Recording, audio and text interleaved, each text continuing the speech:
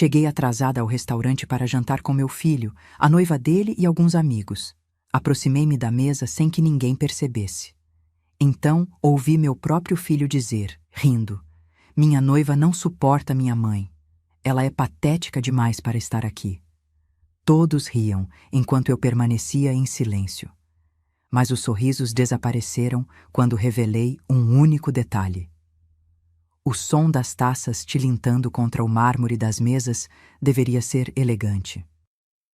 Mas naquela noite, cada tilim parecia uma agulha atravessando meu peito. Eram 8h43 da noite quando empurrei a porta de vidro do restaurante Família Toscana. Estava atrasada, 23 minutos para ser exata. O plantão no asilo Santa Clara tinha se estendido porque a dona Hermínia, 92 anos, teve uma crise de ansiedade e não queria que eu saísse. Segurei a mão dela até que os batimentos cardíacos voltassem ao normal. Como eu poderia abandoná-la?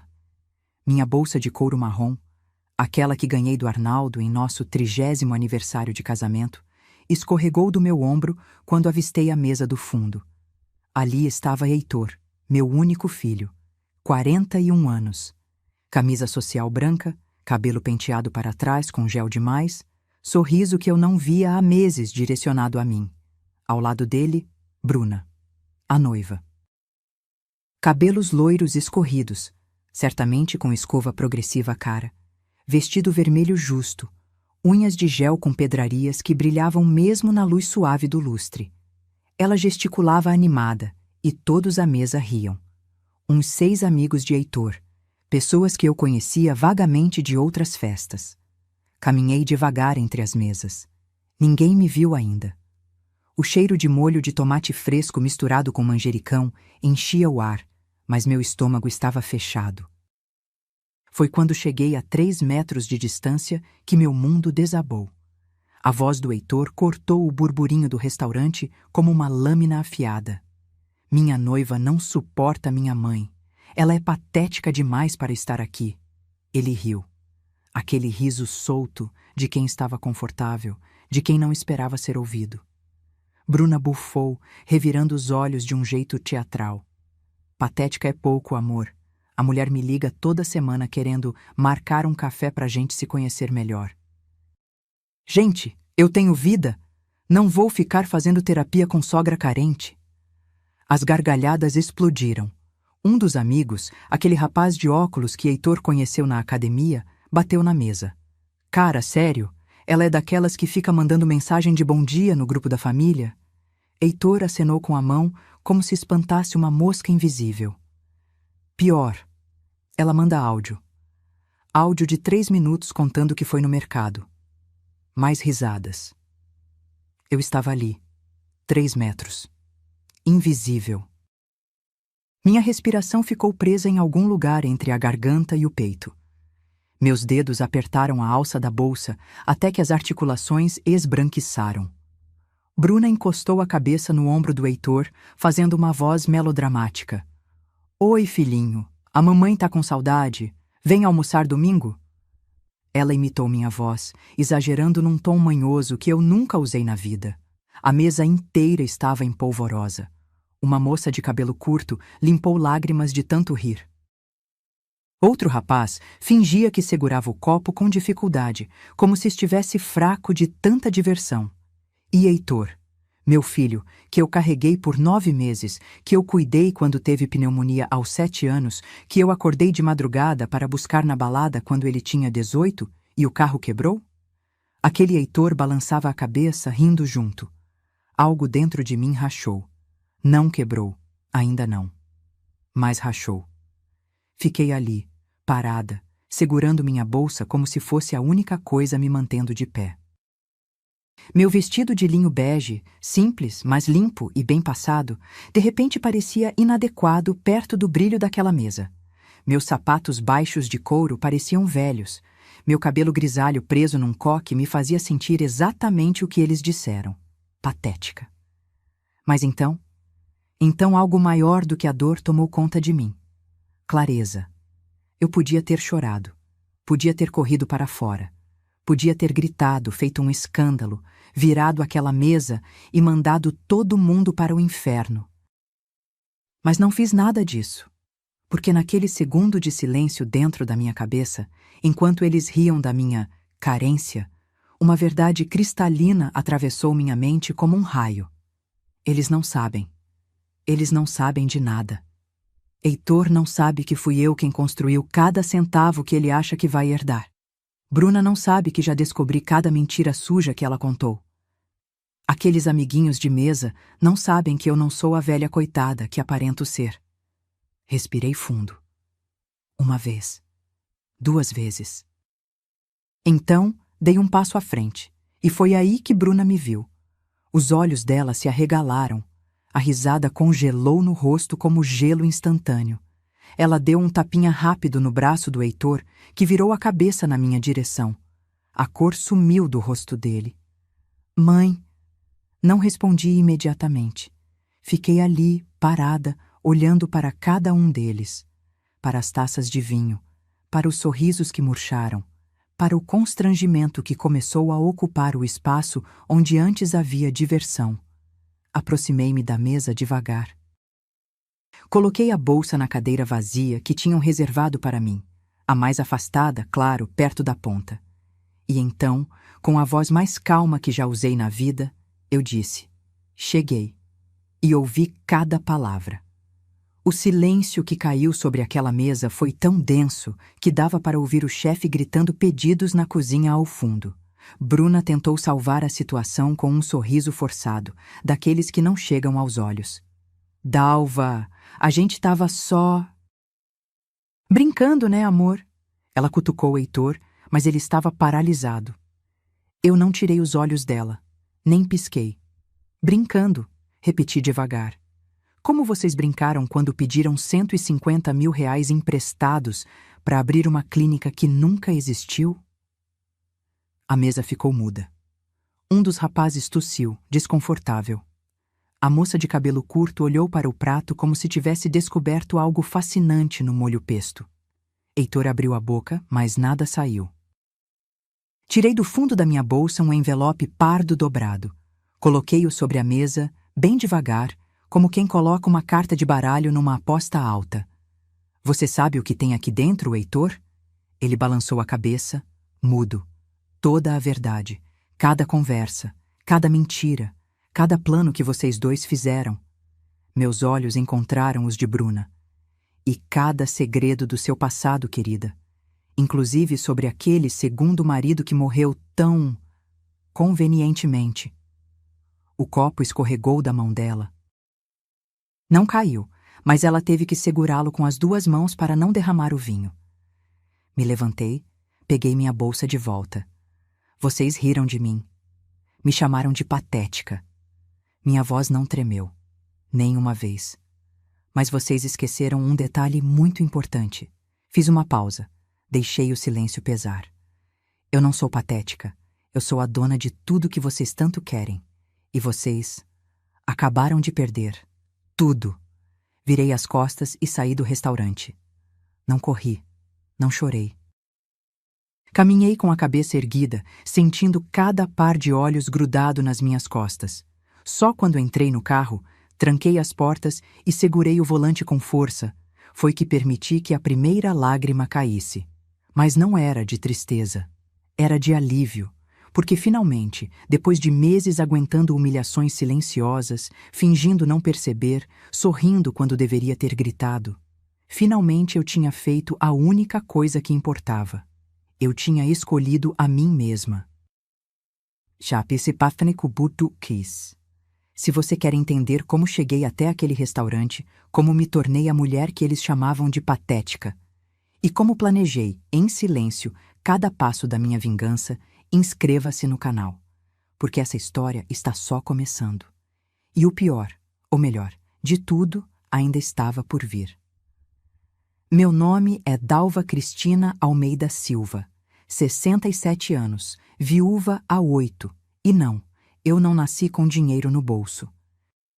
Quando conheci Arnaldo, em 1978, eu tinha 19 anos e trabalhava como caixa numa padaria no Brás. Ele era engenheiro civil recém-formado, com um diploma na mão e nenhum centavo no banco. Usava a mesma camisa social 3 vezes por semana, porque só tinha 2. Nos casamos 6 meses depois. Festa simples na casa da minha mãe, bolo de chocolate que eu mesma fiz, vestido emprestado da minha prima Joana. Lua de mel foi um final de semana em Campos do Jordão, num hotel baratinho que tinha goteira no banheiro. Não me arrependo de um segundo sequer. Arnaldo conseguiu o primeiro emprego numa construtora pequena. O salário mal cobria o aluguel do nosso apartamento de 40 metros quadrados em São Miguel Paulista. Então eu tive uma ideia. E se a gente vendesse marmitas? Comecei devagar. Acordava às 5 da manhã. Cozinhava feijão, arroz, bife acebolado, farofa. Colocava tudo em marmitas de alumínio que comprei no 25 de março. Arnaldo levava para a obra e vendia para os colegas. 10 marmitas no primeiro dia, 15 no segundo. Um mês depois, eram 50. Em 6 meses, eu tinha uma clientela fixa. Alugamos um pontinho pequeno do tamanho de um armário e transformamos aquilo numa lanchonete. Eu cozinhava. Arnaldo gerenciava. Trabalhávamos 14 horas por dia, 6 dias por semana. Heitor nasceu em 1984. Eu amarrei ele nas costas com um pano e continuei fritando pastéis. Não tinha com quem deixar, e creche era caro demais. Então meu filho cresceu cheirando óleo de fritura e ouvindo o barulho da chapa quente. A lanchonete virou restaurante. 1, depois 2, depois 3. Arnaldo cuidava da parte de construção e reformas. Eu cuidava do dinheiro. Sempre fui boa com números. Sabia exatamente quanto entrava, quanto saía, onde cortar, onde investir. Em 2005, compramos o apartamento no Jardim Europa. 280 metros quadrados, 3 suítes, varanda enorme com vista para o pôr do sol. Paguei R$ 1.200.000 à vista. Dinheiro suado, cada centavo conquistado com as mãos dentro da massa de pão. Arnaldo queria que eu parasse de trabalhar. Dalva, a gente já tem tudo. Descansa. Mas eu não queria descansar. Eu queria segurança.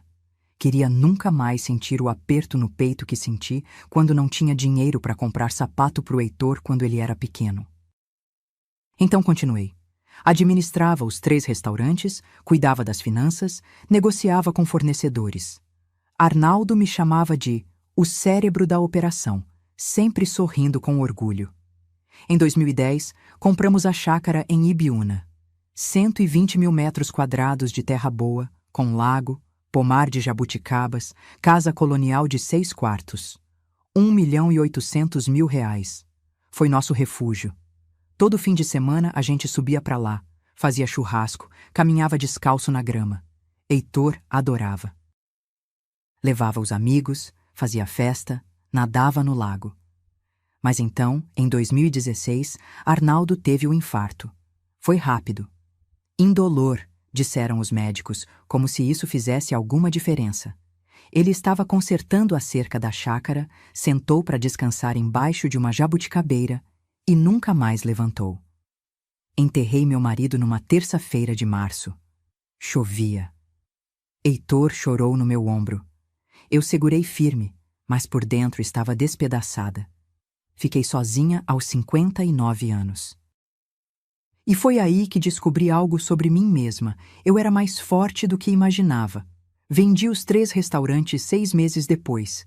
Não tinha mais energia para administrar tudo sozinha, e Heitor nunca demonstrou interesse real em tocar o negócio. Ele trabalhava com o pai, sim, mas sempre nas obras, nunca na gestão. Vendi por R$ 4,5 milhões, dei R$ 800.000 para o Heitor. Adiantamento da herança, expliquei. Achei que assim ele teria uma base, começaria algo próprio. Ele agradeceu, me abraçou, disse que ia investir com sabedoria. Com o resto do dinheiro fui estratégica. Investi em CDBs, fundos conservadores, títulos do Tesouro. R$ 2.100.000 aplicados, rendendo bem. O apartamento estava pago, a chácara também. Não tinha dívidas. Pela primeira vez na vida, eu podia respirar. Comecei a fazer trabalho voluntário no Asilo Santa Clara, perto de casa. Toda terça e quinta, das 2 às 6 da tarde. Conversava com os idosos, lia livros para quem tinha a vista cansada, segurava mãos trêmulas, me matriculei em aulas de pintura em tela. Descobri que tinha jeito para paisagens. Pintei a chácara de memória, as jabuticabeiras, o lago, o céu alaranjado do entardecer. Entrei num grupo de leitura na biblioteca do bairro. 8 mulheres, todas acima dos 60, discutindo Clarice Lispector e Marta Medeiros toda quarta-feira de manhã. Eu estava bem. Estava em paz. Até que 2 anos atrás, Heitor apareceu em casa com Bruna. Ela tinha 32 anos. Loira, obviamente descolorida, magra demais, unhas sempre impecáveis, roupas apertadas. Trabalha como esteticista, disse Heitor, e tem um Instagram com 89 mil seguidores. No primeiro almoço percebi a forma como ela olhava para o apartamento. Os olhos passeando pelas paredes, calculando, avaliando, tocando no mármore da bancada da cozinha como quem já se imagina morando ali. Que lugar lindo, Dalva, ela disse sorrindo. Você mora aqui sozinha? Não fica com medo? Medo de quê? Respondi. Ela deu de ombros, mexendo na salada que mal tocou. Sei lá, solidão. Velhice, essas coisas. Senti a farpa. Mas sorri de volta. Porque eu já tinha aprendido, naqueles 8 anos sozinha, que lobos vestem peles diferentes. E aquela moça de sorriso branco e perfume caro era uma loba disfarçada de cordeiro. Mas eu também tinha aprendido outra coisa importante. Cordeiros que sobrevivem, aprendem a morder de volta. E foi exatamente isso que comecei a fazer. Sem que ninguém percebesse. Nos primeiros meses, Bruna foi cuidadosa, sutil, como uma serpente que observa antes de dar o bote. As farpas vinham embrulhadas em sorrisos. Num domingo de almoço, eu tinha feito meu arroz de forno com frango desfiado, receita que Heitor adorava desde criança. Coloquei a travessa fumegante na mesa, orgulhosa. O cheiro de queijo gratinado enchia a sala de jantar. Bruna serviu uma colherada minúscula no prato. Cutucou com o garfo, fazendo uma careta delicada. Ai, Dalva, você usa muito carboidrato nas suas receitas, né? Ela disse, pousando o garfo. Eu e o Heitor estamos numa dieta low carb. Ele já perdeu 4 quilos. Não perdeu, amor? Heitor murmurou algo incompreensível, de boca cheia. Ela continuou, inclinando a cabeça com aquele jeito de quem está prestando um favor. Posso te passar o contato da minha nutricionista? Ela é ótima para a terceira idade. Ajuda a controlar colesterol, essas coisas.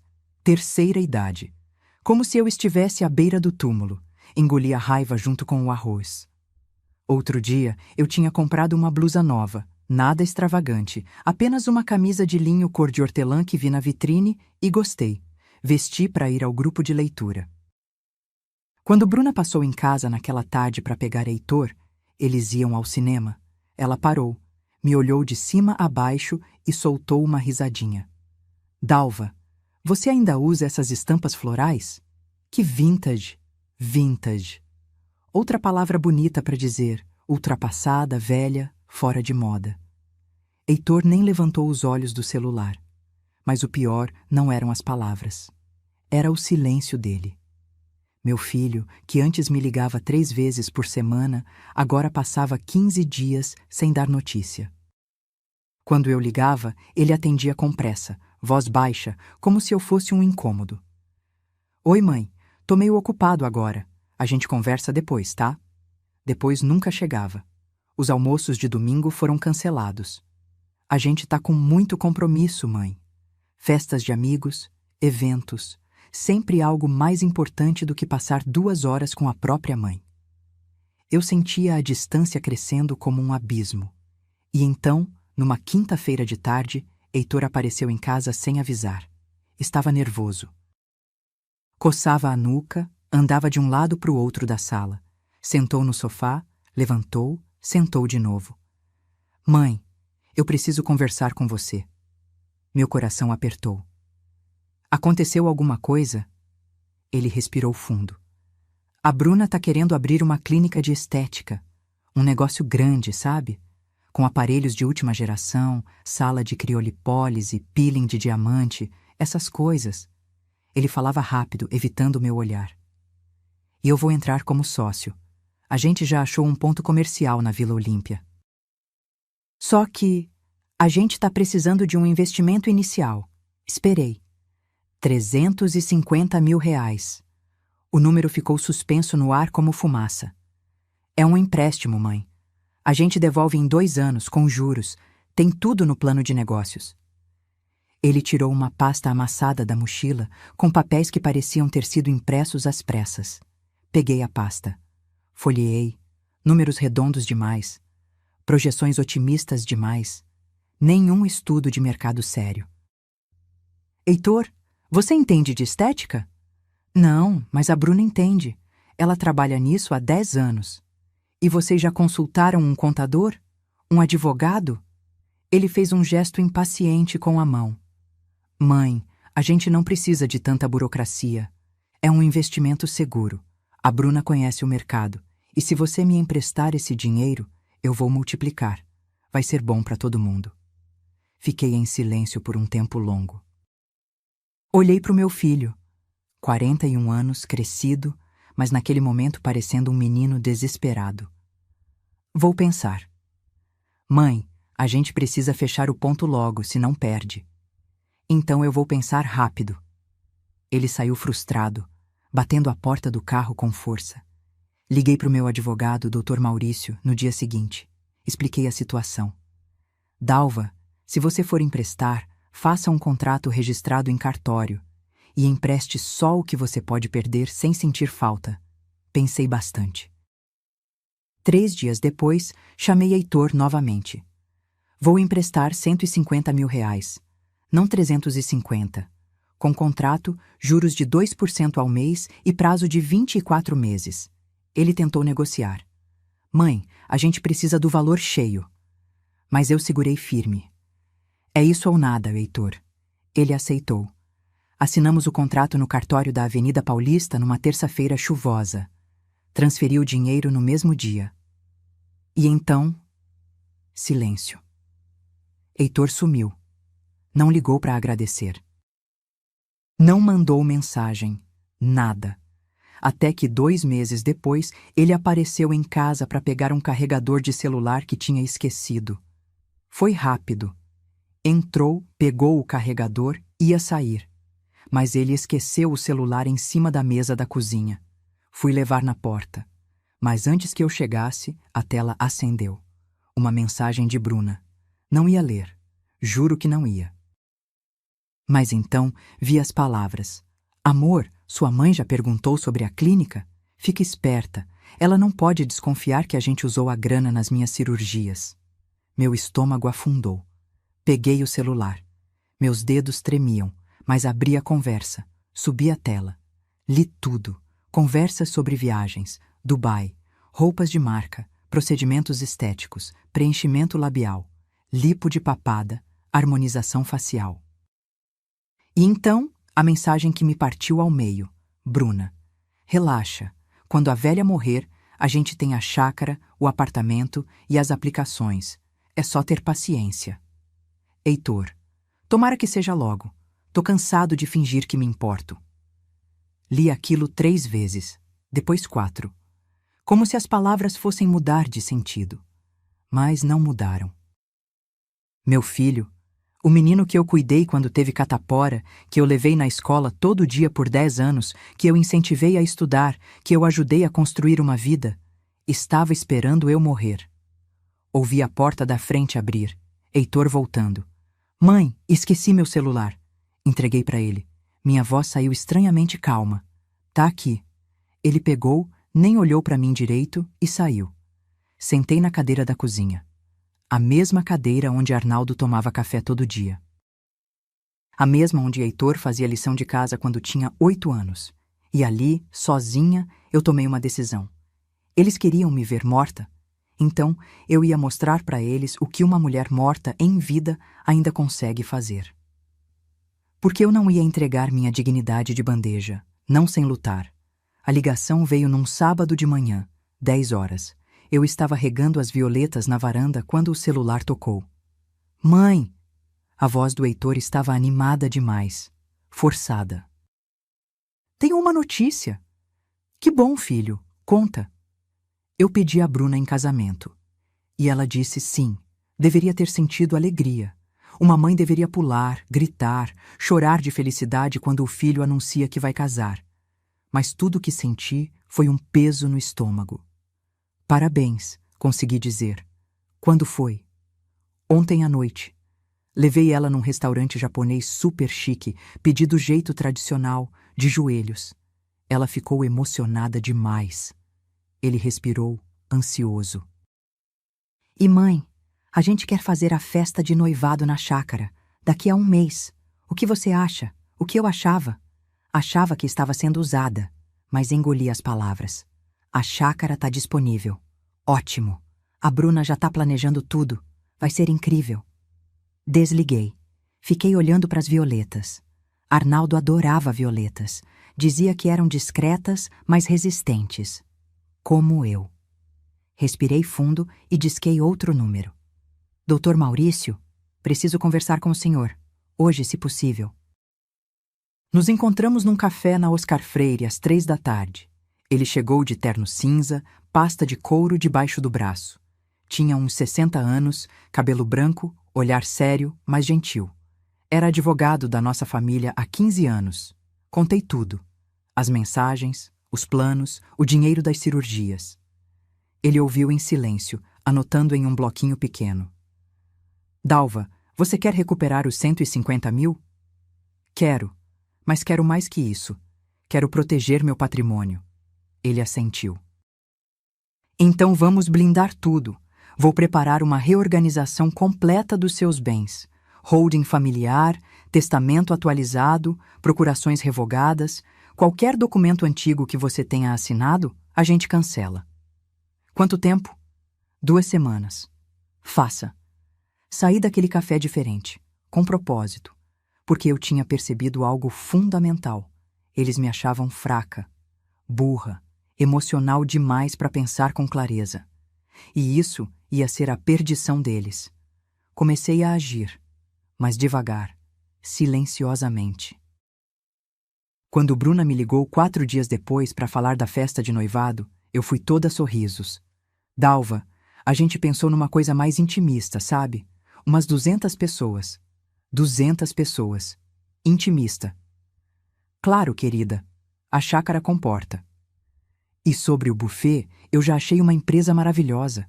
Eles cobram 68 mil reais, mas vale cada centavo.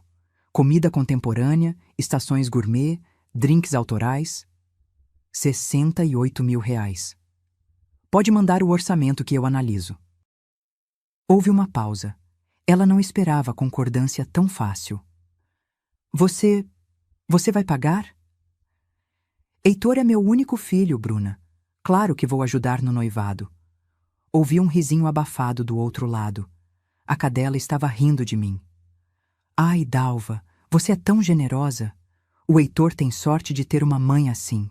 Desliguei com um sorriso amargo. A festa foi marcada para um sábado.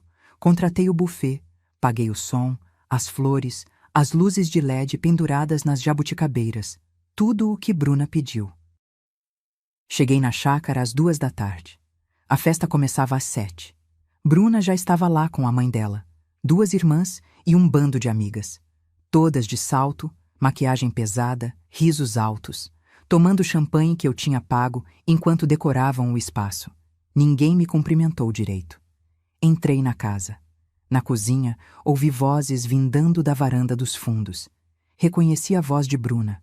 Aproximei-me da janela. Elas não podiam me ver, mas eu ouvia tudo. Gente, olha o tamanho dessa propriedade, uma das amigas dizia. Quanto você acha que vale? Bruna deu uma risada seca. Uns 2 milhões, fácil, e vai ser meu, tudo meu. E a velha? Ela não vai deixar para outra pessoa, tipo instituto de caridade? Vai nada, ela é sentimental demais, e o Heitor é filho único. Ela não tem para quem deixar. Bruna baixou a voz. Eu só preciso que a gente case logo. Depois convence ela a assinar uns papéis, faz a procuração geral e pronto, controle total. Mas e se ela perceber? Perceber o quê? A mulher é patética. Vive implorando a atenção do filho. Ontem ela mandou 5 áudios no WhatsApp dele. 5, contando sobre a fisioterapia do joelho. Gargalhadas. Minha unha cravou na palma da mão. Mas continuei parada, ouvindo. Outra voz, mais jovem. E o dinheiro que ela emprestou? Cadê a tal clínica? Que clínica? Bruna riu alto. Gastei tudo em mim, óbvio. Harmonização, peeling, lipo. Ah, e numa viagem para Dubai. Você viu minhas fotos? Vi, mas e o contrato? Relaxa. Quando a gente casar, o patrimônio dela vira nosso. É só questão de tempo. Recuei da janela. Subi para o quarto que era meu e de Arnaldo nos finais de semana. Tranquei a porta, sentei na cama. E pela primeira vez em meses, não chorei. Porque a tristeza tinha virado outra coisa. Frieza, estratégia, determinação. Peguei o celular e mandei uma mensagem para o Dr. Maurício. Acelera tudo. Preciso de proteção total. Agora. A resposta veio em segundos. Amanhã de manhã, 9 horas no escritório. Traga todos os documentos. A festa foi exatamente como Bruna planejou. Luzes cintilando nas árvores, música ao vivo, mesas decoradas com arranjos de rosas brancas, comida sofisticada em estações espalhadas pelo jardim, 200 pessoas que eu não conhecia, amigos de Bruna, primos distantes, gente que apareceu só pelo open bar. Heitor me apresentou para meia dúzia delas. Eu sorri, cumprimentei, fingi que estava feliz. Mas quando Bruna fez o discurso de agradecimento, 20 minutos falando sobre amor, futuro, sonhos, ela não mencionou meu nome uma vez. Nenhuma. Eu tinha pago cada centavo daquela festa. E ela agradeceu às amigas, à mãe, à manicure, ao DJ, mas não a mim. Voltei para casa às 11 da noite, exausta, humilhada. Mas com uma clareza cristalina. Eles iam se arrepender de terem me subestimado, porque eu não era mais a Dalva bondosa que perdoava tudo. Eu era a Dalva que tinha construído um império do zero, e quando uma mulher assim decide reagir, não há marcha a ré. Na segunda-feira de manhã, às 9 em ponto, eu estava no escritório do Dr. Maurício. 12º andar de um prédio comercial na Faria Lima. Sala ampla, estantes de mogno repletas de códigos jurídicos, cheiro de café fresco. Ele espalhou documentos sobre a mesa de vidro. Dalva, vamos fazer o seguinte: criar uma holding familiar. Todo o seu patrimônio, apartamento, chácara, aplicações, vai estar sob essa estrutura. Somente você terá poder de decisão. E o Heitor? Não entra. Pelo menos não enquanto você estiver viva. Depois da sua morte, se você quiser incluí-lo em testamento, aí você decide. Mas por enquanto, ele fica fora. Assinei cada papel. Reconheci firma. Registrei em cartório naquela mesma tarde. Quando saí do escritório às 3 da tarde, meu patrimônio inteiro, avaliado em 7 milhões de reais, estava completamente protegido. Heitor não poderia tocar em nada, nem ele, nem Bruna, nem advogado nenhum que eles contratassem. Mas eu não parei por aí. Fui ao banco. Retirei 200 mil reais em espécie. Notas de 100, organizadas em maços. Guardei num cofre particular que instalei dentro do meu closet, atrás das caixas de sapatos. Dinheiro que ninguém sabia que existia. Porque se eu tinha aprendido alguma coisa nesses 67 anos de vida, era isto. Sempre tenha um plano B que ninguém conhece. Então comecei a segunda fase do meu plano, a parte teatral. Numa quinta-feira, liguei para o Heitor. Voz cansada, lenta. Filho, você pode vir aqui em casa? Eu acho que fiz uma besteira. Ele apareceu em 40 minutos. Bruna veio junto, claro. Estavam sempre juntos agora, como sanguessugas coladas. Encontraram-me sentada na cozinha, com uma panela queimada na pia. Mãe, o que aconteceu? Eu coloquei feijão no fogo e esqueci. Queimou tudo. Passei a mão no rosto como se estivesse confusa. Não sei o que deu em mim. Saí para regar as plantas e quando lembrei... Bruna trocou um olhar rápido com Heitor. Um olhar que dizia: "Está vendo? Dalva, a senhora tem quantos anos mesmo?" Ela perguntou, com uma preocupação falsa que me deu náusea. 67. É. Ela suspirou, dramaticamente. Às vezes a memória começa a falhar nessa idade. Minha avó tinha isso. Começou esquecendo panela no fogo, depois esqueceu de pagar conta, depois começou a se perder na rua. Heitor engoliu seco. "Mãe, você tem ido no médico?"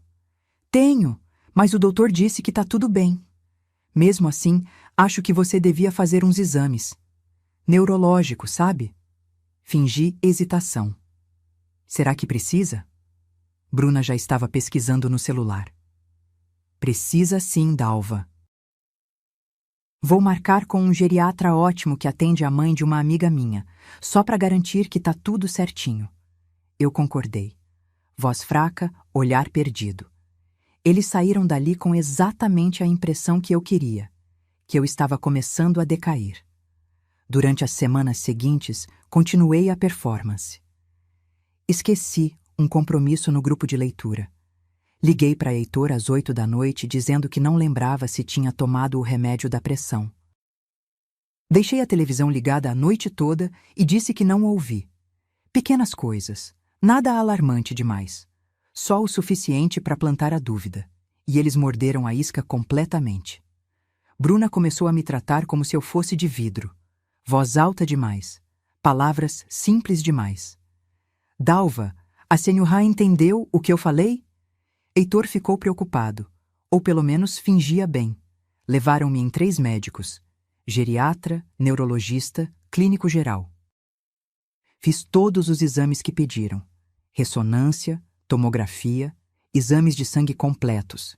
Resultado: saúde perfeita, memória impecável, nenhum sinal de demência, Alzheimer ou qualquer outra coisa. Mas eu fingi decepção quando o neurologista me deu a notícia. "Então não é nada, doutor?" "Nada, dona Dalva. A senhora está lúcida, cognitivamente preservada. Talvez seja só cansaço, estresse." Heitor pareceu frustrado, aliviado. Não consegui decifrar. Bruna, por outro lado, ficou visivelmente irritada. No carro, voltando para casa, ela resmungou: "Médico incompetente. Óbvio que tem alguma coisa errada. Ninguém esquece panela no fogo à toa." Mordi o lábio para não rir. Uma semana depois, instalei câmeras de segurança no apartamento. Discretas, pequenas, uma na sala, uma no corredor, uma na cozinha. Quando o Heitor perguntou o motivo, eu disse: "Filho, moro sozinha. Tô ficando mais velha. É para minha segurança. Se eu cair, alguém vai ver pela câmera." Ele achou razoável. Não desconfiou que as câmeras tinham microfone embutido e gravavam áudio. E foi através dessas câmeras que eu presenciei o pior. Numa terça-feira à tarde, Heitor e Bruna apareceram sem avisar. Eu estava no mercado. Eles usaram a chave que eu tinha dado para o Heitor anos atrás. Caso de emergência. Entraram, sentaram no sofá da sala. E eu vi tudo pelo celular, ao vivo. Bruna folheava documentos que estavam na minha escrivaninha. Contratos antigos, recibos, papéis que eu propositalmente deixei ali. "Achei", ela disse levantando uma folha. "Escritura da chácara. Está no nome dela ainda. E o apartamento?" "Também." Ela jogou os papéis de volta. "Isso é um problema." "Problema como?" Bruna suspirou, como se estivesse explicando matemática para uma criança. "Heitor, enquanto tudo tiver no nome dela, a gente não controla nada. Se ela morrer amanhã, vai pro inventário. Demora anos. E se ela deixou o testamento doando tudo para cachorro, a gente se ferra. Minha mãe não faria isso. Sua mãe tá gagá, não sabe nem o que assina." Bruna se levantou, andou pela sala. "A gente precisa que ela faça uma procuração geral.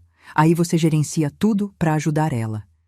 E quando ela partir, tá tudo resolvido." Heitor ficou em silêncio. "Você acha que ela assina?" Bruna sorriu. Aquele sorriso de cobra. "Claro que assina."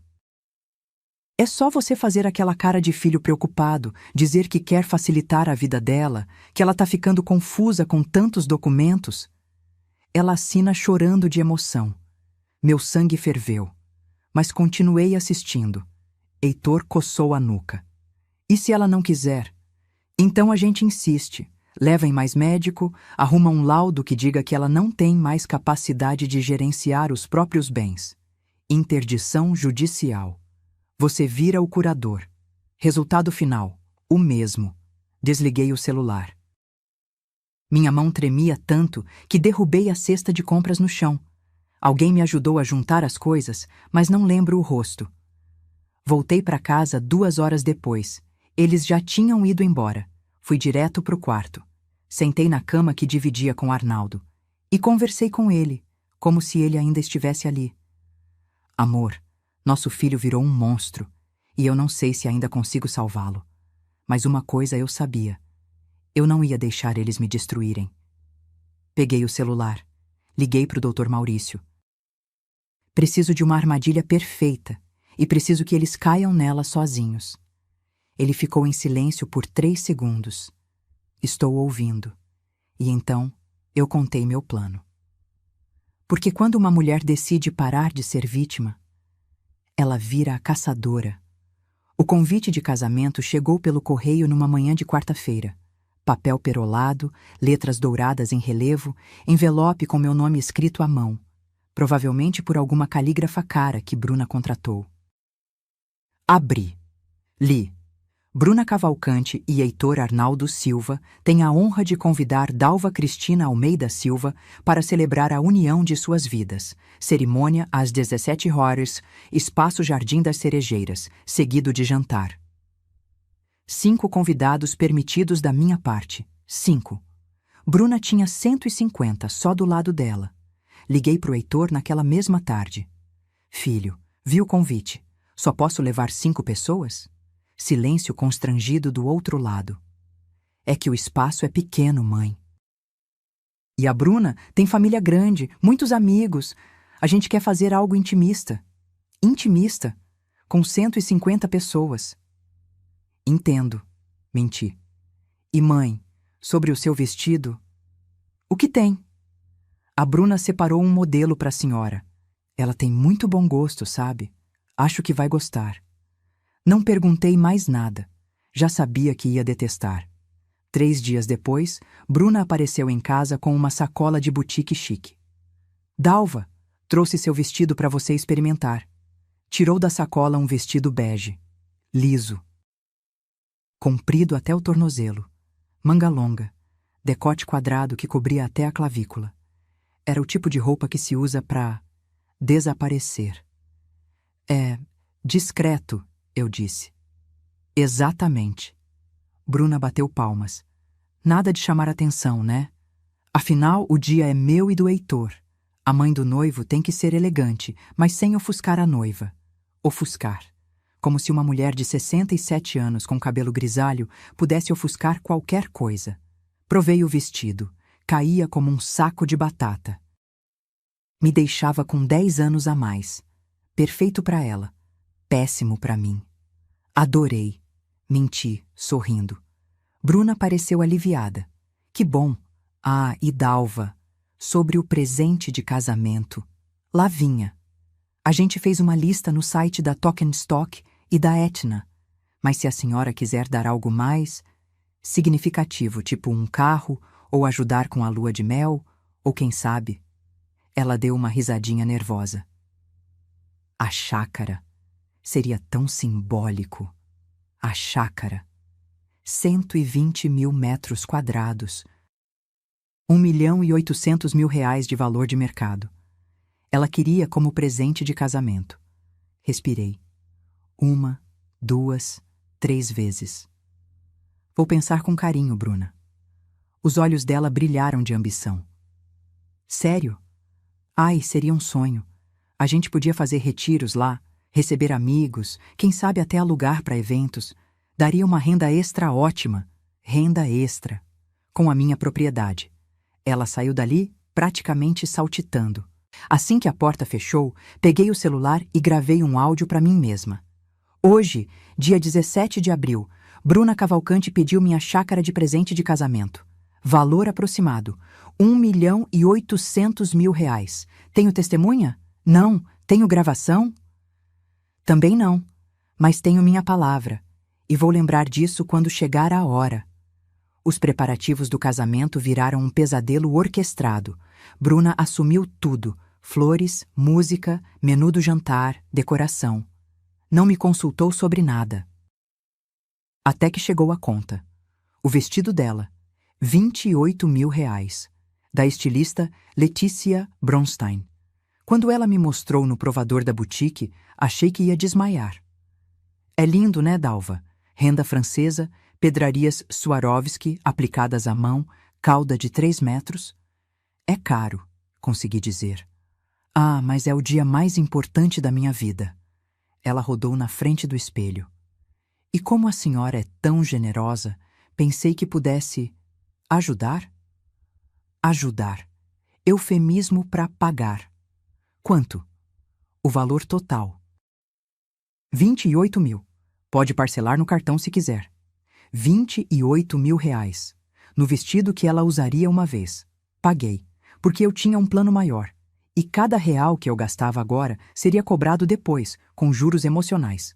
Veio depois o buffet. 60 pessoas no jantar.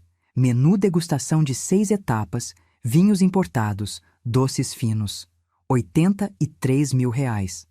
A senhora vai pagar, né, Dalva? Afinal, é o casamento do seu único filho. Paguei. As flores? R$ 12.000 em arranjos de orquídeas e lírios. Paguei.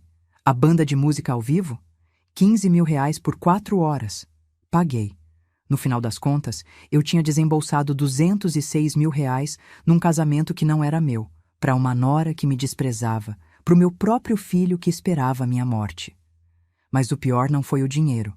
Foi a lista de convidados. Bruna fez questão de me mostrar, como se fosse um troféu. Olha, Dalva, convidei toda a minha família, tios, primos, até afilhados. Também chamei minhas amigas do Instagram, umas blogueiras. Ah, e o pessoal da clínica onde eu trabalho. Vai ser demais. Passei os olhos pela lista. 147 pessoas do lado dela. Do meu lado, 5 vagas. Bruna, eu posso convidar mais alguém? Tenho amigas do grupo de leitura, do asilo onde faço voluntariado. Ah, Dalva, o espaço é pequeno. E essas senhorinhas? Vocês vão se cansar rápido, né? Festa de casamento tem música alta, dura até tarde. Melhor não. Senhorinhas. Como se eu fosse uma inválida. Escolhi 5 pessoas. Leonor, minha amiga advogada de 72 anos. Carmen e Joelma, do grupo de leitura. Seu Moacir, um senhor viúvo do asilo que sempre me fazia rir. E Júlia, filha da minha prima distante, porque prometeu que me ajudaria se eu precisasse. 5 pessoas que realmente me amavam. Contra 147 que nem sabiam meu nome.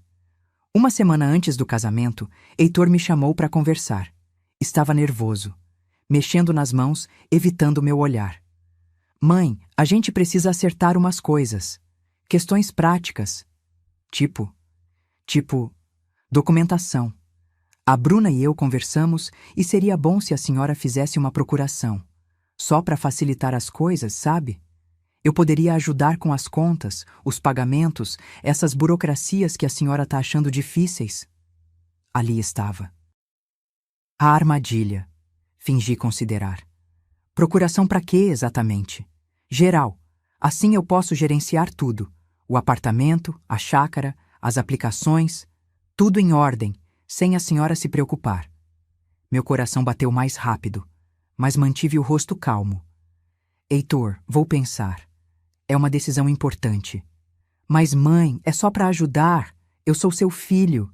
Quem mais vai cuidar da senhora? Olhei nos olhos dele. Procurei o menino que conheci. O garoto que vinha correndo me abraçar quando eu buscava na escola. O adolescente que chorou no meu colo quando levou o primeiro fora. Não encontrei. Vou pensar. Repeti. Ele saiu frustrado. Naquela noite, liguei para o Dr. Maurício. Eles pediram a procuração. E você? Disse que ia pensar. Vou enrolar até depois do casamento. Ótimo. Quanto mais tempo eles esperarem, mais desesperados ficam. E quanto mais desesperados, mais erros cometem. Desliguei. Fiquei sentada no sofá escuro da sala, olhando para as fotos na estante. Eu e Arnaldo no dia do casamento. Heitor bebê no meu colo. Heitor formando na faculdade. Nossa família sorrindo na chácara. Quando tudo tinha sido verdadeiro. Quando meu filho tinha deixado de me amar. Não consegui responder. Mas uma coisa eu sabia. No dia daquele casamento, eles iam descobrir quem eu realmente era. E não iam gostar do que veriam. 2 dias antes do casamento. Quinta-feira, 8 horas da noite. Eu estava saindo do asilo Santa Clara quando o celular tocou. Mensagem do Heitor. Mãe, tô num jantar com uns amigos e a Bruna no Família Toscana. Vem também? Vai ser legal. Meu coração deu um pulo. Fazia meses que ele não me convidava para nada. Respondi rápido. Vou sim, chego em 20 minutos. Mas Dona Hermínia teve a crise. A pressão subiu, o coração disparou. Segurei a mão dela, conversei baixinho, esperei o batimento voltar ao normal. Não podia abandoná-la. Quando finalmente consegui sair, já eram 8h40. Atrasada. Dirigi rápido demais pela Rebouças.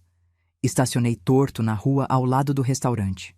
Peguei minha bolsa de couro marrom, a que Arnaldo me deu, e praticamente corri até a entrada.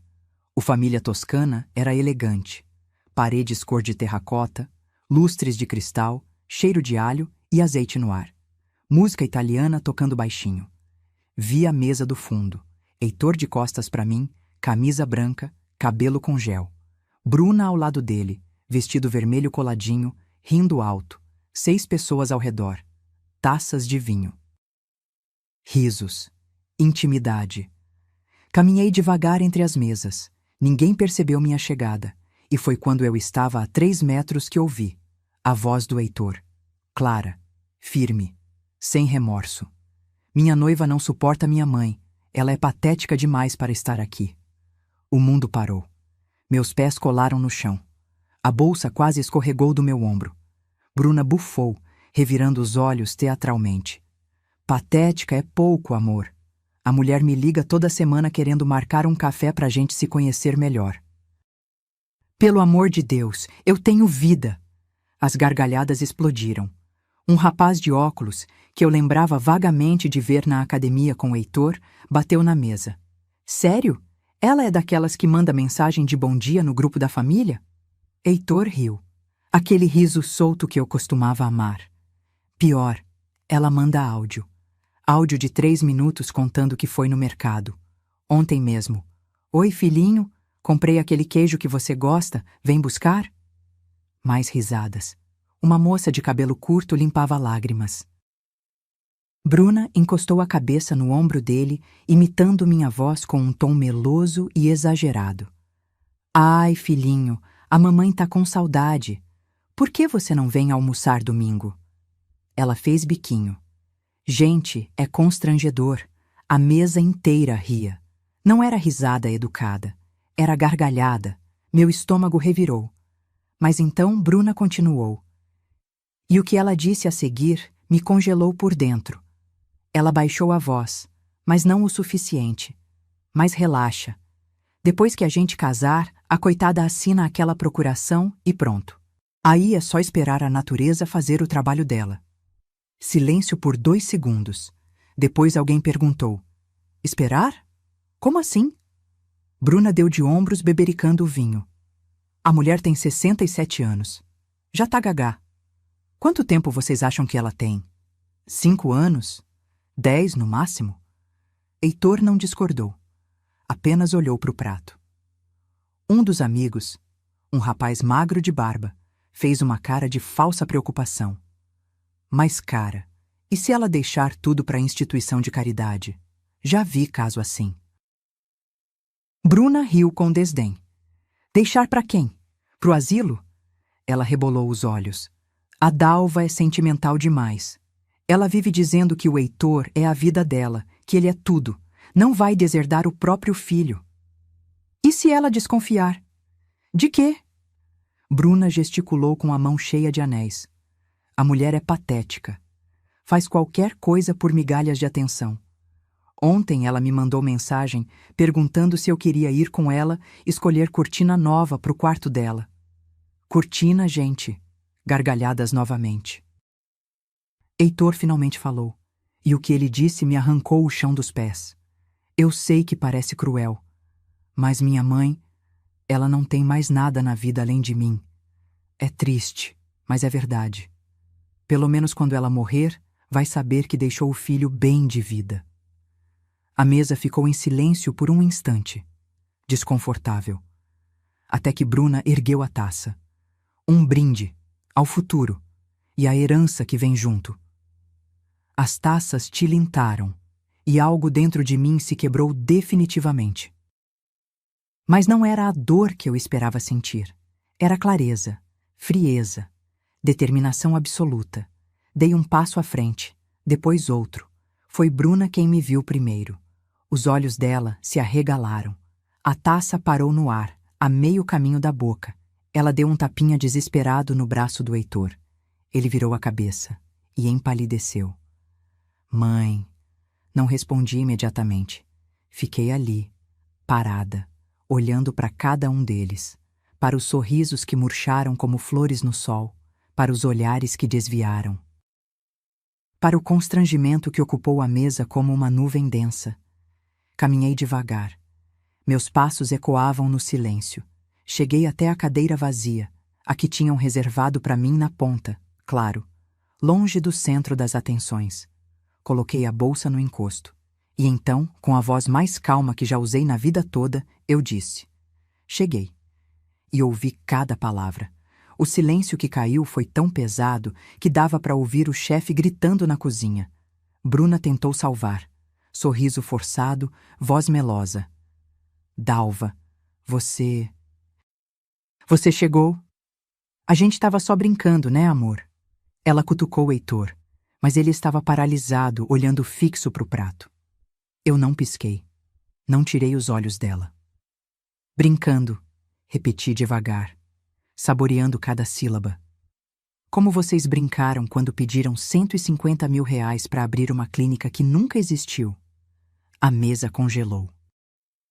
Como vocês brincaram quando gastaram meu dinheiro em cirurgias plásticas, em viagens para Dubai, em roupas de marca?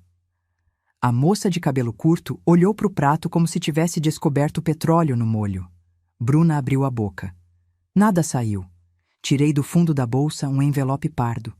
Coloquei sobre a mesa, bem no centro, empurrando uma taça de vinho para o lado. Você sabe o que tem aqui, Heitor? Ele balançou a cabeça, mudo. Toda a verdade.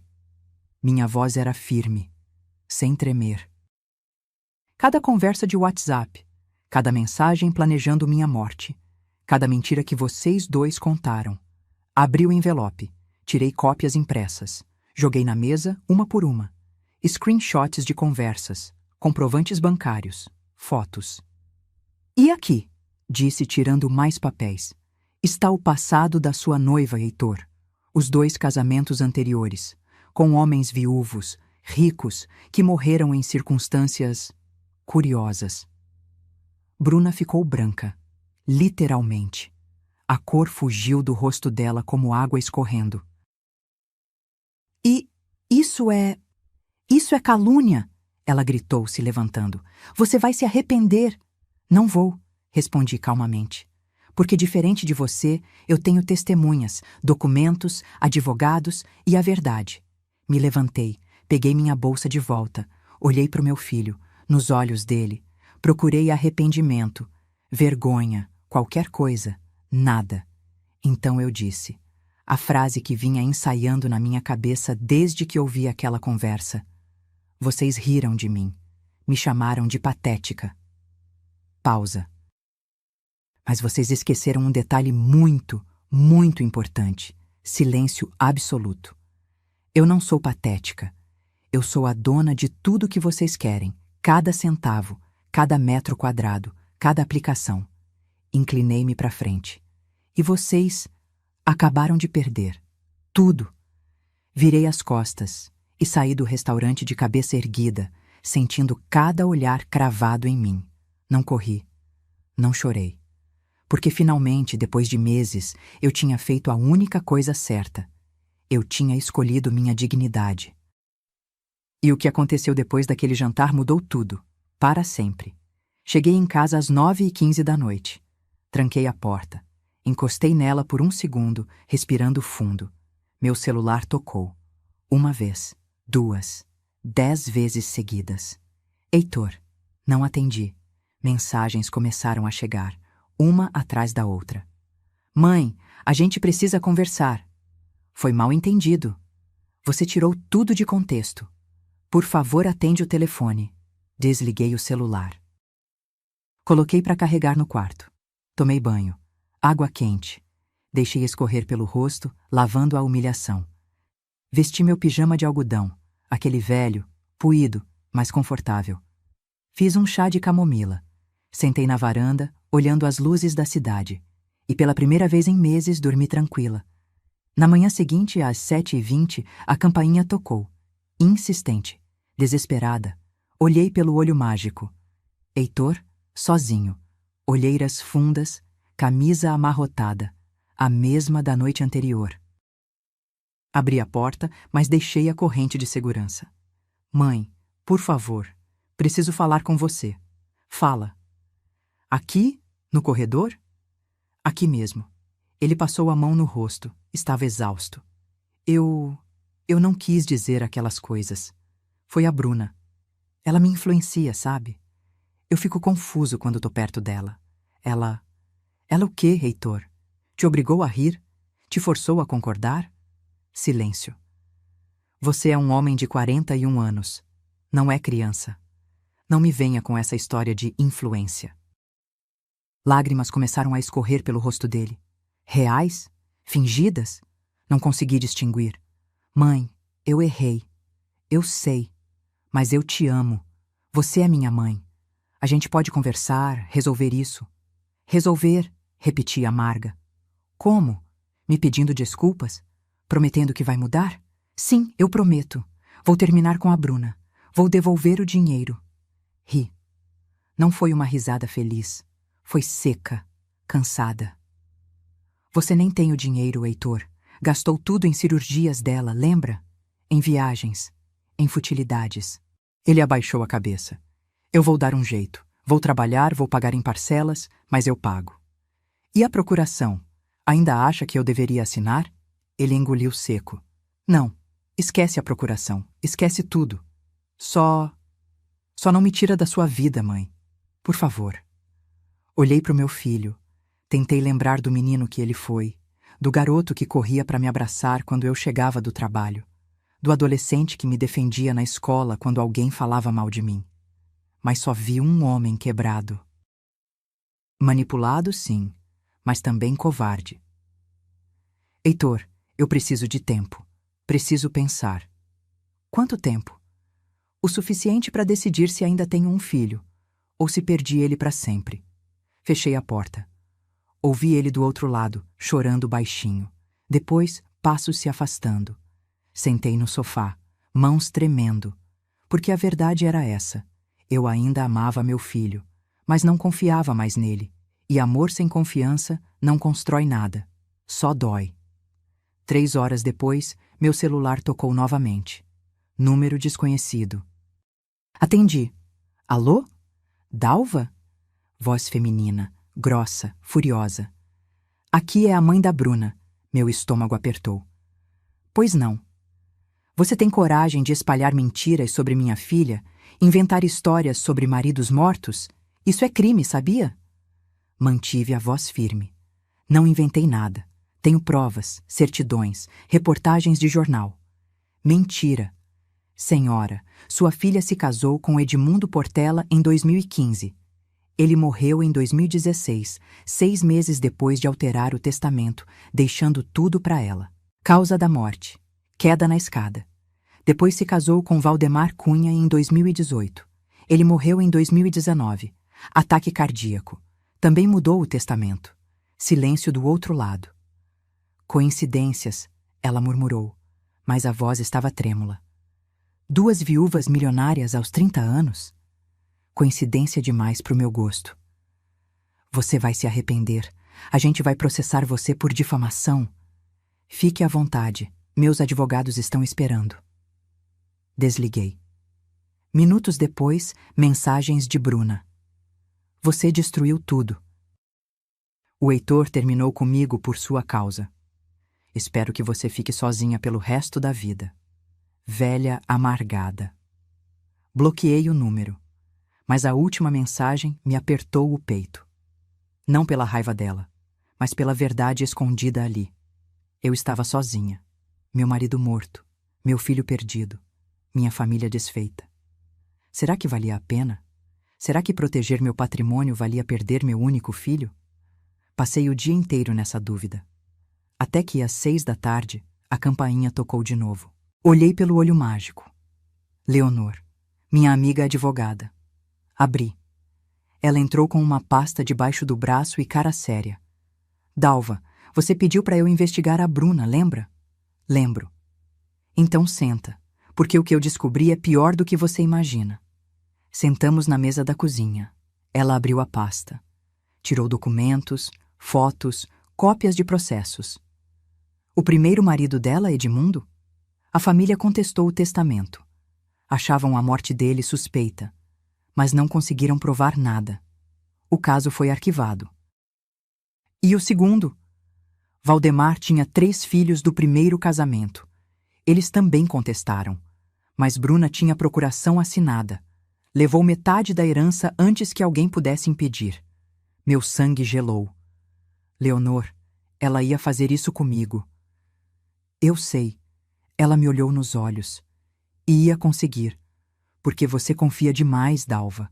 Porque você ainda acredita que as pessoas são boas. Lágrimas escorreram. Não de tristeza, de raiva. Eu quase assinei aquela procuração. Mas não assinou. E sabe por quê? Porque você é mais forte do que eles pensam. Limpei o rosto com as costas da mão. O que eu faço agora? Leonor sorriu. Aquele sorriso afiado de quem conhece as leis de cor. Agora? Você contra-ataca? Contudo, ela empurrou mais papéis para mim. Ação de cobrança contra o Heitor. 150 mil reais mais correção e juros. Dá 187 mil. Ele não tem esse dinheiro. Problema dele. Ou paga, ou você penhora o que ele tiver. Ela passou para o próximo documento. Alteração completa do testamento. Tudo para o Instituto de Caridade, para o asilo, para a bolsa de estudos. Heitor recebe apenas usufruto do apartamento enquanto você viver. Depois, nada. Nada? Nada. Ele fez a escolha dele, Dalva. Agora você faz a sua. Peguei a caneta. Assinei. E com cada assinatura, senti um pedaço de mim se despedindo do passado, do filho que eu conheci, da família que eu sonhei ter. Mas ganhei algo maior, minha liberdade. E quando Heitor descobrisse o que eu fiz? Aí é que a história ficaria realmente interessante. O oficial de justiça bateu na porta do apartamento do Heitor numa segunda-feira de manhã. Eu sei porque ele me ligou 10 minutos depois. A voz trêmula, incrédula. Mãe, o que é isso? Uma ação de cobrança? 187 mil reais? Estava tomando café na varanda. Coloquei a xícara devagar no pires. É o dinheiro que você me deve. Com correção e juros, como estava no contrato. Mas mãe, eu não tenho essa grana. Você sabe disso? Não é problema meu, Heitor. Você assinou o contrato, gastou meu dinheiro em futilidades, agora paga. Como? De onde eu tiro 187 mil reais? Vende o carro. Pega empréstimo. Trabalha. Minha voz saiu mais dura do que pretendia. Aprende o que é conquistar dinheiro com esforço, igual eu e seu pai fizemos. Silêncio tenso. Você tá fazendo isso por vingança. Não. Estou fazendo isso por justiça. Tem diferença. Ele desligou na minha cara. Não liguei de volta. 2 horas depois, Bruna apareceu no meu prédio. O porteiro me ligou. Dona Dalva, tem uma moça aqui embaixo querendo subir. Diz que é urgente. Manda ela ir embora. Ela tá gritando, dona Dalva. Tá fazendo escândalo. Desci. Não ia deixar aquela víbora manchar minha reputação no prédio. Encontrei ela no hall de entrada. Cabelo despenteado, rímel borrado, vestida com calça de moletom e blusa larga, tão diferente da Bruna produzida que eu conhecia. Você! Ela apontou o dedo na minha cara. Você destruiu tudo. Cruzei os braços. Eu não destruí nada. Apenas mostrei a verdade. O Heitor terminou comigo. Disse que não pode casar comigo porque você provou que sou interesseira. Provou? Ergui a sobrancelha. Bruna, você é interesseira. E pior, perigosa. Eu amava ele. Ri. Não consegui segurar. Amava? Você amava a chácara dele, o apartamento, a herança. O Heitor era só um meio. Ela deu um passo à frente, agressiva. Sabe qual é o seu problema, Dalva? Você é uma velha sozinha que não suporta ver o filho feliz. Tem inveja, porque você já era e eu sou nova, bonita, desejada. As palavras deveriam doer, mas só me causaram pena. Bruna, você tem 32 anos e já enterrou 2 maridos. Eu tenho 67 e construí um patrimônio com honestidade. Quem você acha que é mais feliz? Eu teria sido, se você não tivesse se metido. Sabe o que acontece agora? Inclinei-me para frente, voz baixa. A família do Valdemar reabriu o processo. Acharam irregularidades. E adivinha quem enviou documentos para eles? O rosto dela perdeu toda a cor. Você não fez isso. Fiz. Porque se tem uma coisa que aprendi nesses 67 anos, é que gente como você sempre comete o mesmo erro. Acha que todo mundo é bobo. Ela tentou me empurrar. O porteiro segurou ela. Você vai se arrepender. Eu vou... Vai o quê? Me processar? Com que dinheiro? Seu Instagram de blogueirinha não paga advogado bom não, querida. O porteiro a retirou do prédio. Ela gritava, esperneava.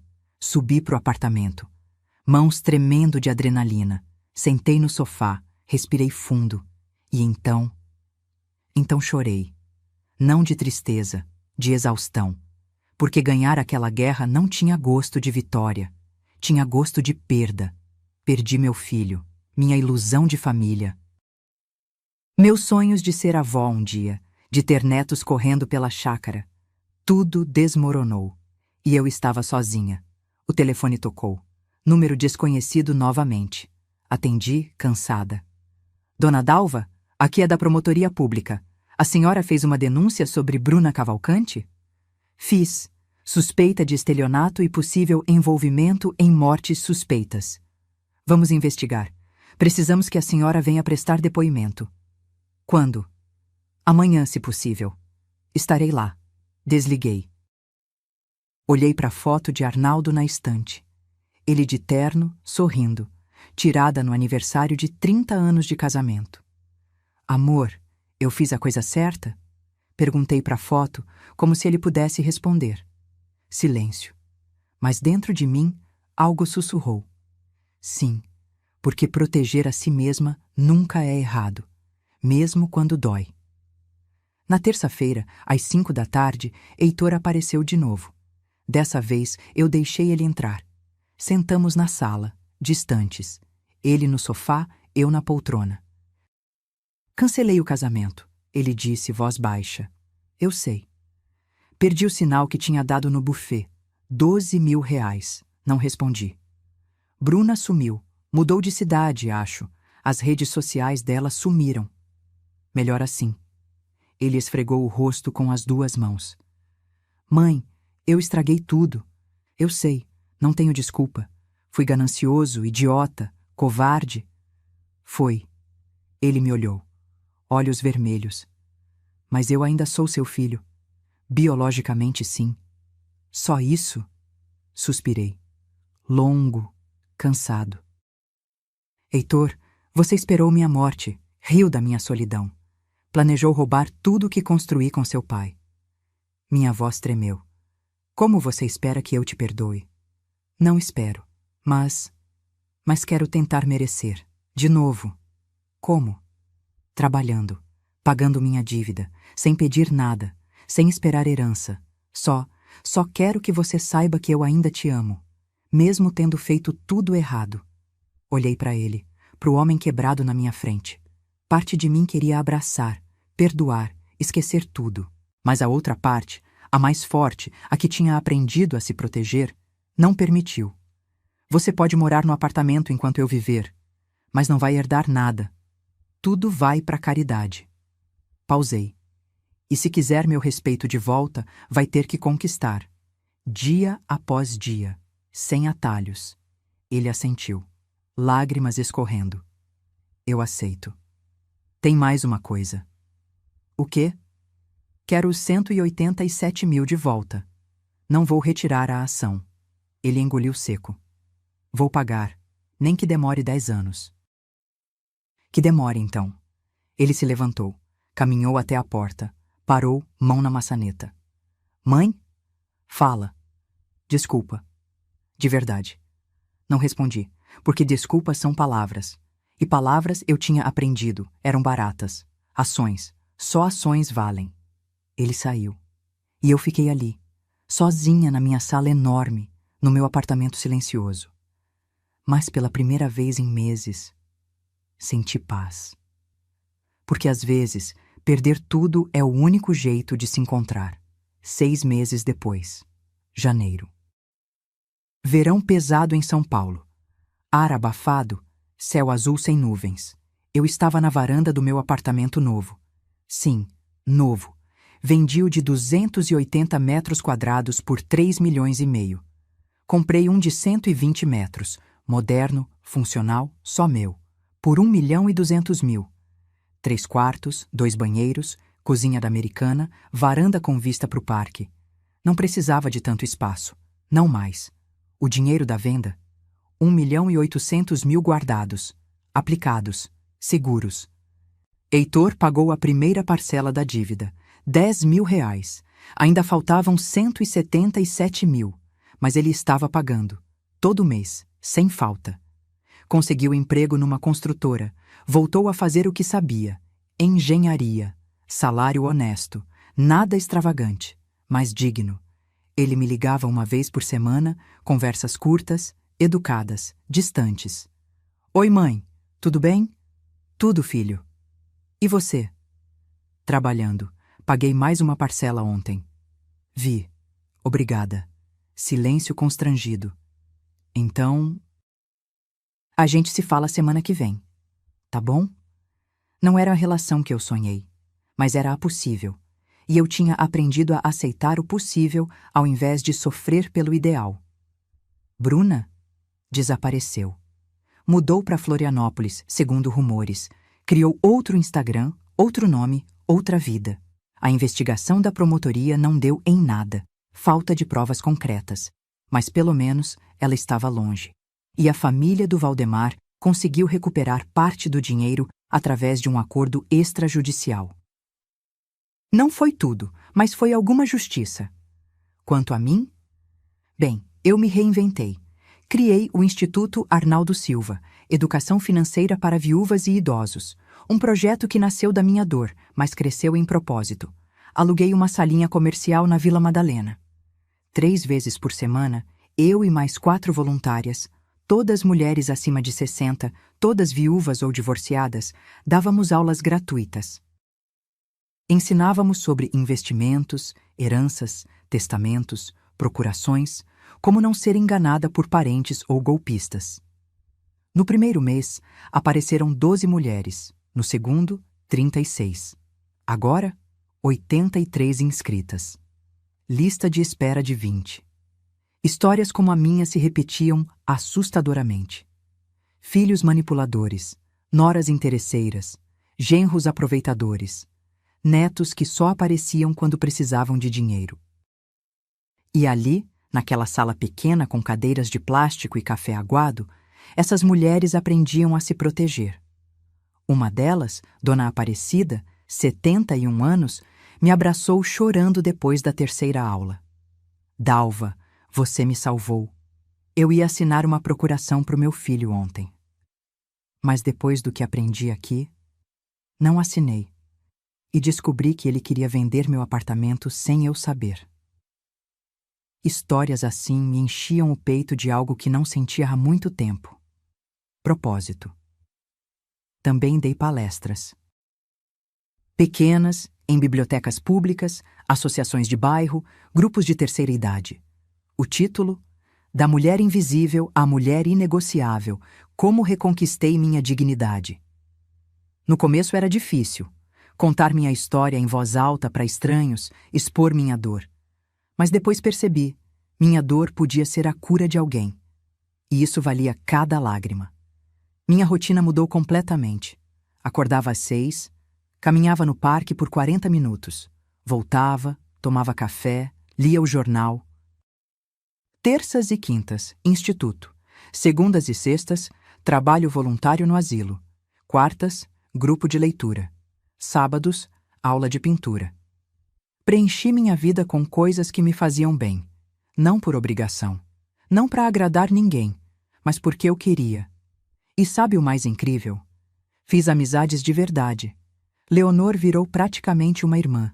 Almoçávamos juntas todo domingo. Conversávamos sobre tudo. Política, livros, receitas, solidão, recomeços. Conheci Marta, 59 anos, no instituto. Ela tinha acabado de se divorciar de um marido abusivo. Viramos confidentes. Conheci seu Alberto, 73 anos, viúvo no asilo. Ele me fazia rir com piadas ruins e histórias da época que trabalhou como radialista. Não era romance, era amizade, companheirismo. E bastava. Um dia seu Alberto me perguntou: Dalva, você não fica com raiva do seu filho? Pensei bastante antes de responder. Fico, mas também fico triste, porque perdi o filho que conheci, e ganhar ele de volta. Não sei se é possível. E se ele mudar de verdade? Aí a gente vê, mas não vou viver esperando. Minha vida não pode depender da redenção dele. Ele assentiu, compreensivo. E era isso. Minha vida não dependia mais de ninguém, nem de Heitor, nem de memórias do Arnaldo, nem de expectativas frustradas. Dependia só de mim. Vendi a chácara também, R$ 1.900.000. Doei metade para o Asilo Santa Clara, reformaram o refeitório inteiro, compraram camas novas, contrataram mais enfermeiros. A outra metade, bolsas de estudo. 10 jovens de comunidades carentes, todo ano, recebendo formação técnica em gastronomia, marcenaria, mecânica. Profissões práticas, que geram renda. Chamei de Bolsa Arnaldo Silva, porque ele teria amado isso. No dia da inauguração oficial do Instituto, em junho, fizemos uma pequena cerimônia. 50 pessoas. Bolo simples, café, refrigerante. Heitor apareceu. Ficou no fundo, quieto, observando. No final, ele se aproximou. Mãe, tô orgulhoso de você. Olhei nos olhos dele. Procurei sinceridade. Encontrei. Obrigada. Foi tudo o que consegui dizer. Não nos abraçamos, mas demos um passo. Pequeno, mas um passo. Naquela noite, sozinha no apartamento, sentei na cama e escrevi no meu diário. Algo que comecei a fazer em terapia. Sim, finalmente procurei uma psicóloga. Escrevi. Hoje percebi que não preciso do perdão dele. Preciso da minha própria paz. E essa, finalmente, estou conquistando. Dia após dia. Tijolo por tijolo. Construindo uma vida que não depende de ninguém me validar. Uma vida que é minha. Só minha. E isso é liberdade. Fechei o caderno, deitei e dormi sorrindo. Porque pela primeira vez em 67 anos, eu não era a mãe de alguém, a esposa de alguém, a dona de algo que alguém queria. Eu era simplesmente Dalva. E Dalva estava bem. Mais do que bem. Dalva estava inteira. Ulping Sindes e essa, descobri, era a maior vitória de todas. 1 ano e meio depois daquela noite no restaurante. Setembro. Primavera começando a colorir São Paulo. Eu estava no instituto quando meu celular tocou. Número do Heitor. Atendi surpresa. Ele nunca ligava fora do dia combinado.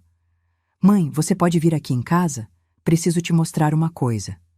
Aconteceu algo? Nada ruim, só... Venha, por favor.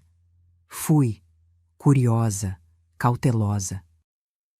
Cheguei no apartamento dele, pequeno, um quarto e sala em Pinheiros, alugado com o próprio salário. Nada parecido com o padrão que ele tinha quando estava comigo.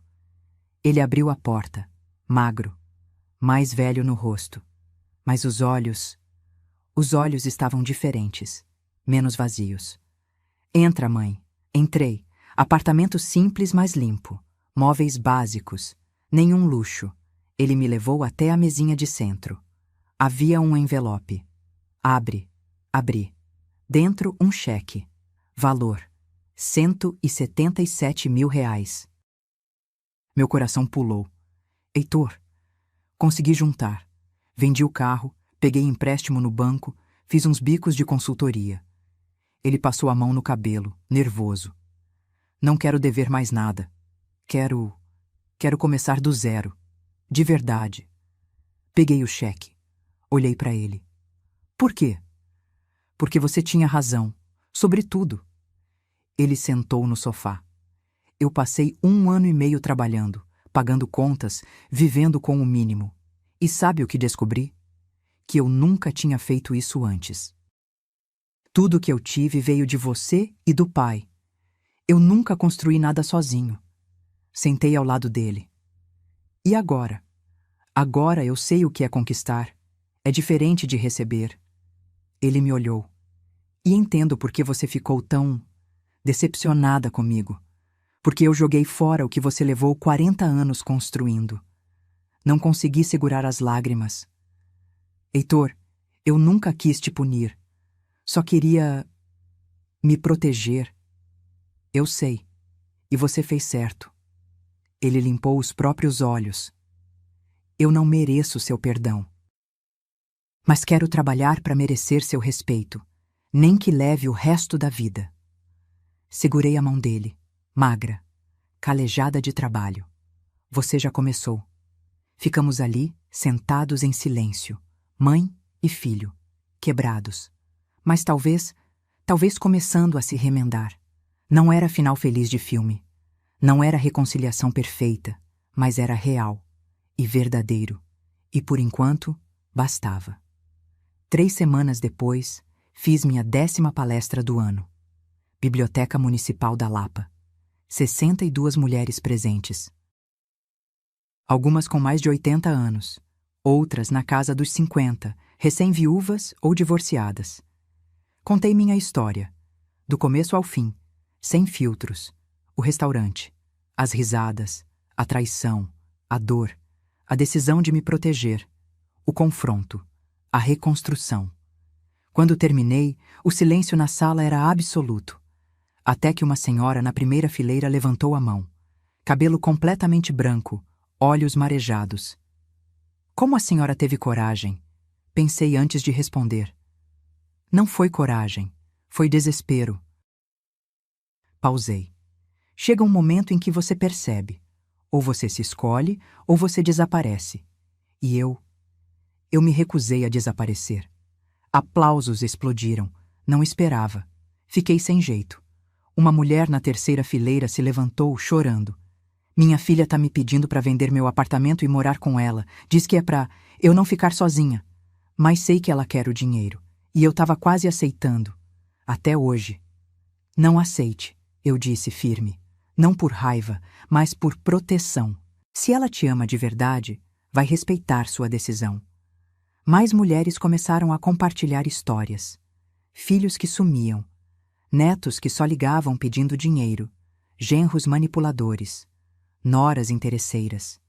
E ali, naquela biblioteca velha com cadeiras de madeira rangendo, 62 mulheres entenderam que não estavam sozinhas. Que a dor delas era coletiva, mas a força também. No final, uma jovem de uns 30 anos se aproximou. Grávida, barriga grande. Minha sogra é como a senhora. Sozinha, viúva. E meu marido só quer saber da herança dela. Ela segurou minha mão. Não quero ser a Bruna da história dela. Posso trazer ela aqui? Por favor, respondi. Traga.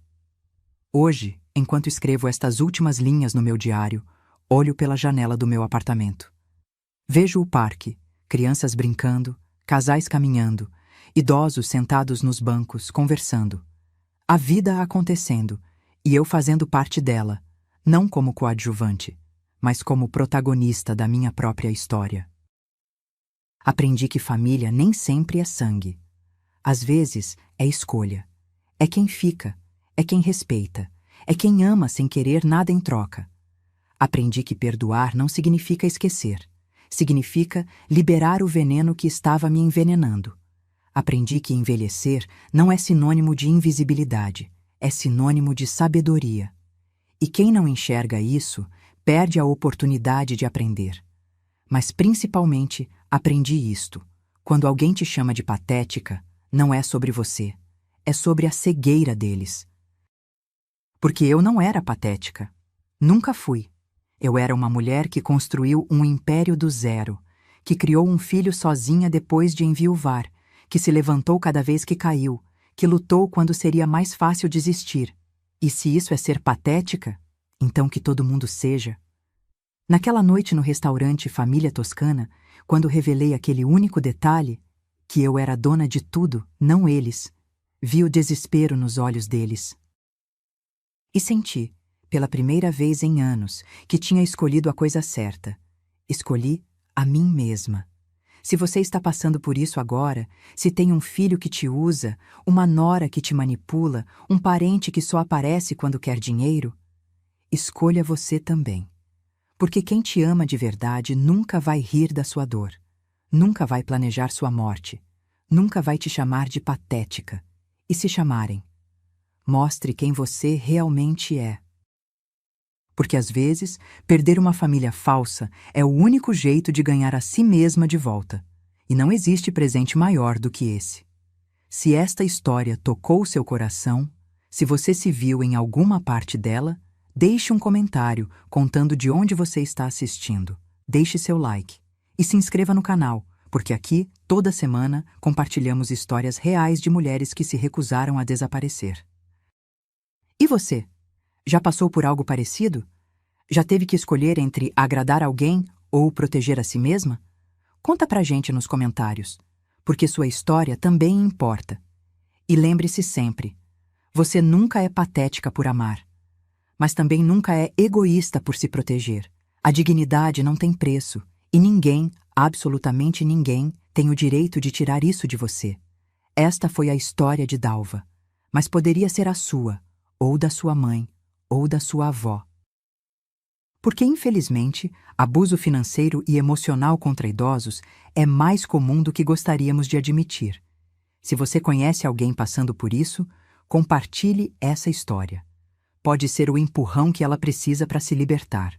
Nos vemos na próxima história. Até lá, cuide de você, porque você merece.